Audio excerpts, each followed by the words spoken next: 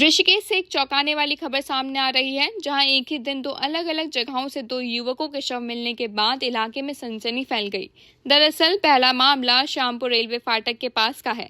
यहां एक युवक अचेत अवस्था में पड़ा मिला। वहीं स्थानीय लोगों ने उसे अस्पताल पहुंचाया, लेकिन डॉक्टर ने उसे मृत घोषित कर दिया। तलाशी के दौरान युवक की जेब से उत्तर प्रदेश के उन्नाव निवासी अनिकेत नाम का आधार कार्ड मिला। वहीं एक सरकारी अस्पताल की पर्ची पर अरुण कुमार थापा नाम दर्ज बताया जा रहा है। ऐसे में पुलिस अब मृतक की सही पहचान की पुष्टि करने में जुटी हुई है।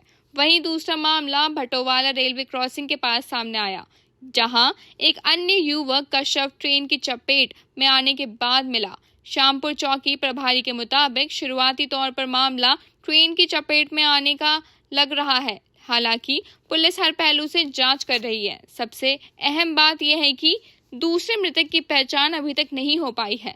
पुलिस ने शव को एम्स कोई मोर्चरी में सुरक्षित रखवा दिया है और आसपास के थाना क्षेत्रों को भी सूचना दे दी गई है।